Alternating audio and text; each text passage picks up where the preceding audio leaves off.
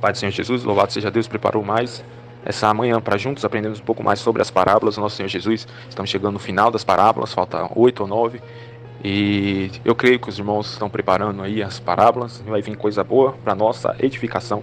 A parábola de hoje é a parábola dos trabalhadores da vinha, a qual está em Mateus 20, do 1 ao 16, a qual o Senhor está falando sobre o perigo das riquezas, o perigo da avareza, o perigo das coisas terrenas, em contraste à graça de Deus e à dependência de Deus, e que Ele recompensará a cada um segundo o livre-arbítrio dele, segundo a sua soberania, não segundo as bases, os conceitos, os méritos humanos.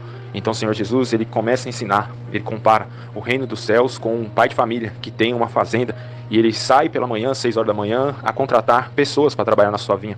E ele contrata alguns trabalhadores na praça e combina uma dracma, trazendo para o nosso tinha uns 50 reais, mais ou menos, para que eles trabalhem na sua vinha.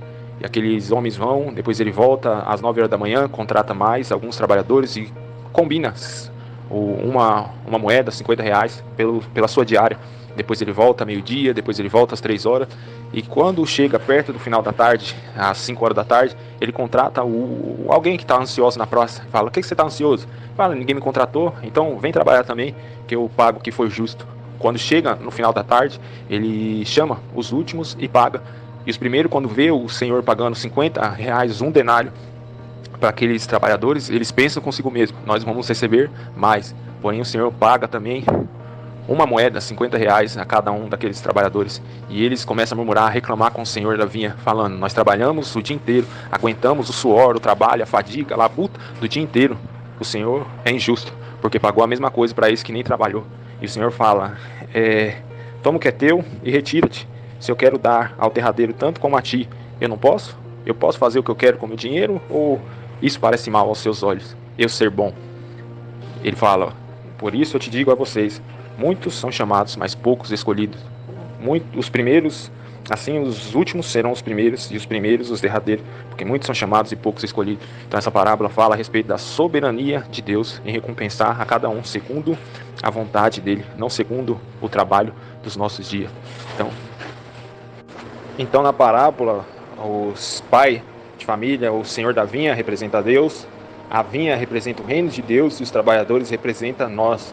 E nós vemos que muitas vezes podemos ter Deus como injusto, porque pensamos que ele julga segundo ao nosso julgamento, segundo o julgamento dos homens, mas ele julga segundo a soberania divina. Nós vimos que na parábola ele fala a respeito do espírito de comparação, que é um grande virão, a respeito de compararmos os dons, os talentos, o tempo de serviço, a quantidade de coisas que fazemos. Às vezes, irmão, o que serviria para nos inspirar traz competição, traz comparação, vida e retorno dos outros. Cobiçamos o que não é nosso. Então, é algo para nós vigiarmos a respeito da inveja. O Senhor, ele chamou todos para trabalhar. Então, na vinha do Senhor tem trabalhos para todos, diferentes trabalhos, diferente carga horária, diferentes dons e talentos que o Senhor tem distribuído. Ele foi justo, o que ele combinou, ele recompensou. Deus não paga por mérito, não existe meritocracia no reino de Deus. Deus, ele é soberano, ele distribui as bênçãos, os talentos a cada um segundo o que nós conseguimos fazer. Aquele que é muito dado, muito é cobrado. Então Deus, ele não é injusto. A graça alcançou a todos, até os últimos lugares, até quem muitas vezes nós olhamos e julgamos que não merece, a graça alcança. O favor de Deus é para todos. Nós vemos que é tempo de trabalhar, todos nós temos um propósito, todos nós temos uma missão. Então, há trabalho para todos na vinha do Senhor. No céu haverá surpresa. Os últimos foram chamados primeiro e houve uma grande surpresa. Então, irmão, nós não temos que julgar. O Senhor, ele vai retribuir, recompensar cada um. Às vezes o nosso olho é mau e nós atribuímos ao Senhor.